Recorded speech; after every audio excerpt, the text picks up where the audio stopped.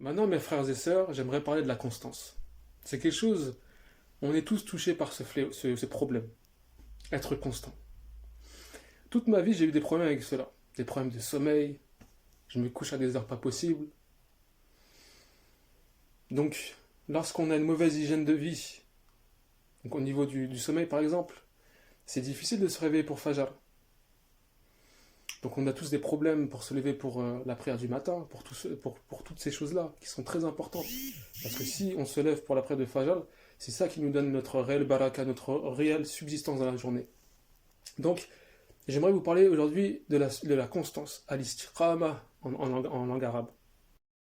Il y a plusieurs remèdes pour travailler la constance, et moi je vais essayer avec vous de qu'on puisse élaborer quelques points. Donc, premier point, c'est de soigner son hygiène de vie. Et soigner son hygiène de vie, on peut le faire de plusieurs manières différentes. Moi, ce que je vois, c'est qu'il y a le sport, par exemple. Donc, avoir une routine sportive. On a un corps, il faut qu'on en prenne soin. Donc, et on dit un esprit sain dans un corps sain. C'est très important. Maintenant, pour l'hygiène de vie, je vois aussi euh, manger sainement. Donc, pas simplement manger halal, mais aussi manger des choses qui nous sont bonnes. On appelle cela aujourd'hui le bio. Donc manger sainement. Parce qu'aujourd'hui, on est dans cette un peu mentalité fast-food, vous savez. Mais Allah, il nous dit Kulu min al halal wa tayyib, si je ne me trompe pas. Donc, c'est pas exactement ça qu'il dit dans le verset, mais il nous appelle à manger ce qui est halal et tayyib.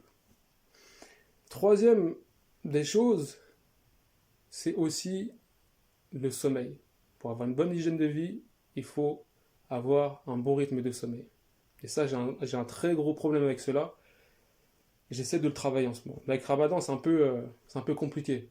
Parce que les nuits sont courtes. Mais Inch'Allah, j'essaie de petit à petit de travailler sur cela. Ensuite, je vais vous dire que le meilleur moyen pour travailler à la constance, c'est les prières quotidiennes. C'est la meilleure routine qu'on puisse avoir. Le fait de devoir se lever tôt pour prier le matin, c'est une indication que le musulman, il est discipliné. Donc les prières nous apportent un rythme. Donc vraiment soigner ces prières, les faire à l'heure, c'est très important si on veut avoir une bonne hygiène de vie.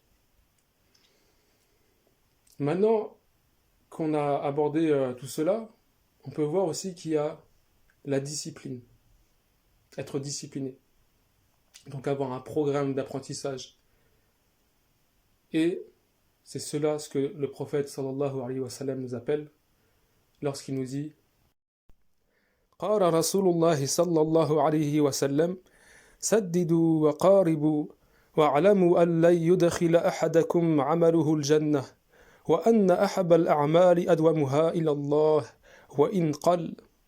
Le messager d'Allah sallallahu alayhi wa sallam a dit faites de bonnes œuvres avec sérieux, sincérité et modération et sachez que vos actes, donc ce n'est pas l'abondance de vos actes qui vous feront entrer au paradis et que l'acte le plus aimé auprès d'Allah est le plus constant.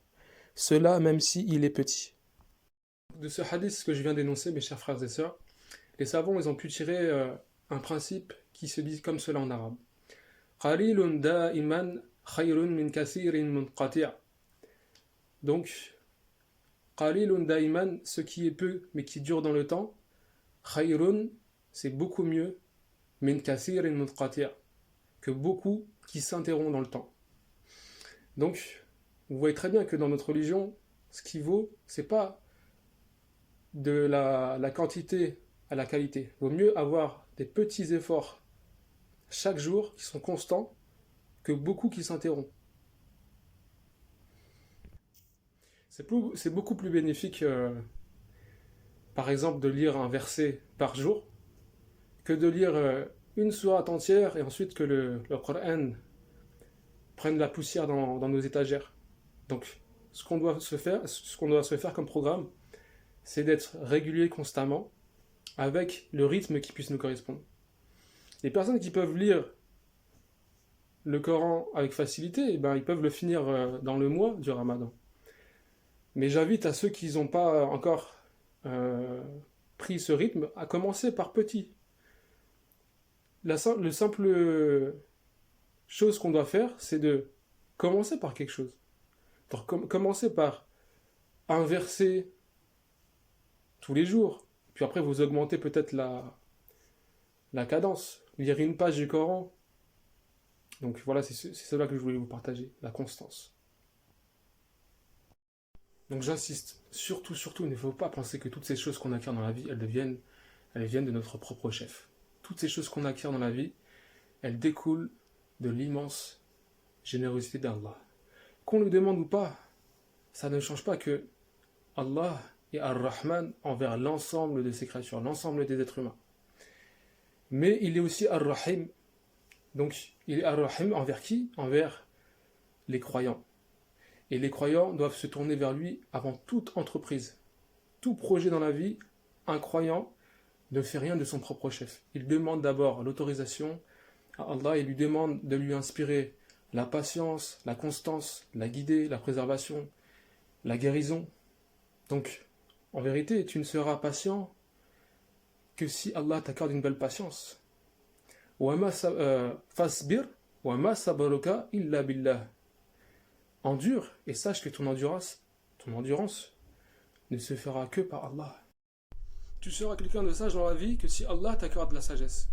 Il dit dans le Coran, A'udhu billahi minash shaitanir rajim. يؤتي الحكمة من يشاء ومن يؤت الحكمة فقد أوتي خيرا كثيرا وما يذكر إلا أولو الألباب صدق الله العظيم. Il donne la sagesse à qui il veut. Et celui qui a reçu la sagesse, c'est certes un cadeau immense. Et seuls les doués d'intelligence se rappellent de cela. Donc voilà mes chers amis, c'est comme des équations mathématiques. Tu seras sage que si Allah te donne la sagesse. Tu seras sincère que si Allah t'accorde une belle sincérité. Tu seras préservé que si Allah te préserve.